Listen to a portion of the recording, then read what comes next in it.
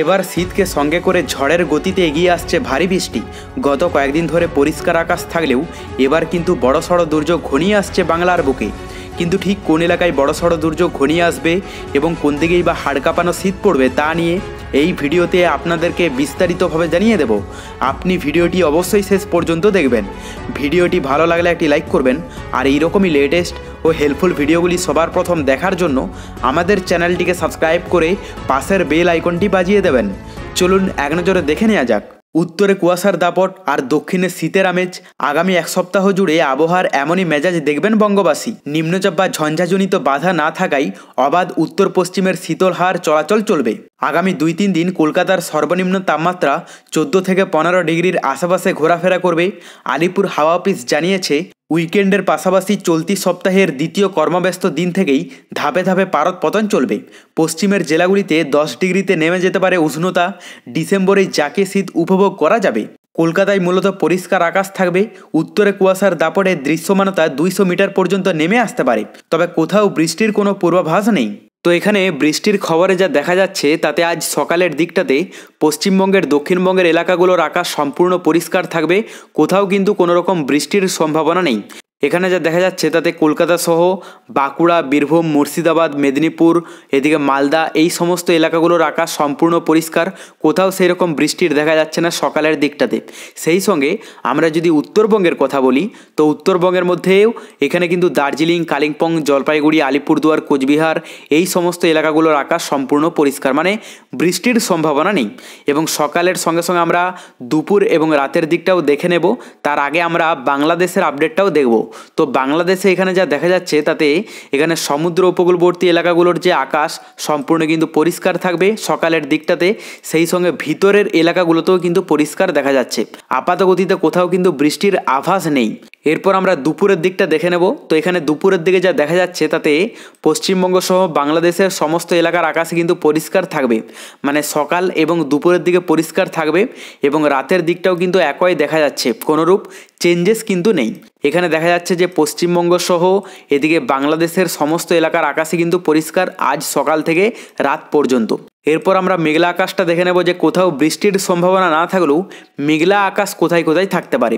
তো এখানে যা দেখা যাচ্ছে তাতে আজ সকালের দিকটাতে পশ্চিমবঙ্গের দক্ষিণবঙ্গের এলাকাগুলো এবং এদিকে বাংলাদেশের কিছু এলাকা আছে যেগুলোতে কিন্তু হালকা মেঘলা আকাশ দেখা যাচ্ছে। এখানে কিছুটা হালকা স্পট থাকবে, এর থেকে কোনো রকম কিন্তু বৃষ্টির সম্ভাবনা নেই।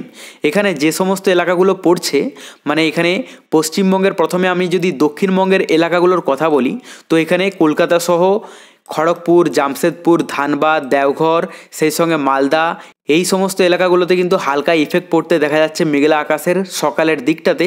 সেই সঙ্গে যদি বাংলাদেশের কথা বলা যায়, তো এখানে রাজশাহী, মেহেরপুর, খুলনা, কলাপাড়া, বরিশাল, ঢাকা, ময়মনসিংহ, এদিকে রংপুর, সিলেট, কুমিল্লা, চট্টগ্রাম, মহেশখালী, মানে বলতে গেলে বাংলাদেশের সমস্ত এলাকা জুড়েই কিন্তু হালকা মেঘলা আকাশ থাকবে।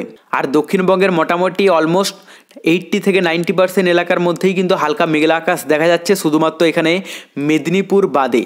আর এদিকে উত্তরবঙ্গের যদি আমরা কথা বলি, তো উত্তরবঙ্গের মধ্যে কিন্তু আপাত গতিতে দার্জিলিং, কালিম্পং, শিলিগুড়ি, সেই সঙ্গে কোচবিহার, এই সমস্ত এলাকাগুলোতে পরিষ্কার আকাশ থাকবে, কোনোরূপ কিন্তু মেঘলা আকাশ দেখা যাচ্ছে না। তো আমরা এখানে দেখতে পাচ্ছি যে বঙ্গোপসাগরে গত কয়েকদিন আগে শ্রীলঙ্কা উপকূলে একটি ঘূর্ণিঝড় তৈরি হয়েছিল। এর প্রভাবে এখানে বেঙ্গালুরু, চেন্নাই, বিশাখাপত্তনম, পুদুচেরি, এই সমস্ত এলাকাগুলোতে ভালো ইফেক্ট ফেলেছিল।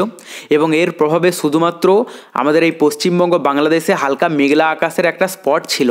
তো এখনও পর্যন্ত যেহেতু বঙ্গোপসাগরে এই যে শ্রীলঙ্কা উপকূলের কাছাকাছি এলাকাগুলোতে এখানে একটা মেঘলা আকাশের প্রভাব দেখা যাচ্ছে, এবং এর প্রভাবের ফলেই কিন্তু এখনও পর্যন্ত পশ্চিমবঙ্গ, বাংলাদেশের কিছু এলাকা জুড়ে মেঘলা আকাশ থাকছে, যদিও এর থেকে কোনোরূপ কিন্তু বৃষ্টির সম্ভাবনা দেখা যাচ্ছে না। এবং বঙ্গোপসাগরে নতুন কোনো ঘূর্ণিঝড়ের আভাস এই মুহূর্তে নেই। যদি আবারও পরবর্তীতে নতুন কোনো ঘূর্ণিঝড়ের আভাস মেলে তো অবশ্যই আপনাদেরকে লাইভে জানিয়ে দেব। তার জন্য চ্যানেলটিকে সাবস্ক্রাইব করে রাখতে ভুলবেন না। তো এখানে যা দেখা যাচ্ছে আপাতগতিতে আজ সকালের দিকটাতে পশ্চিমবঙ্গ সহ বাংলাদেশের কিছু কিছু এলাকাতে হালকা মেঘলা আকাশ থাকবে। উত্তরবঙ্গে কিন্তু সেই রকম মেঘলা আকাশ দেখা যাচ্ছে না।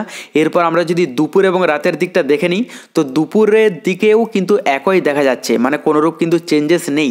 এবং রাতের দিকেও কিন্তু একই থাকবে, শুধুমাত্র রাতের দিকে কিছুটা চেঞ্জেস লক্ষ্য করা যাচ্ছে।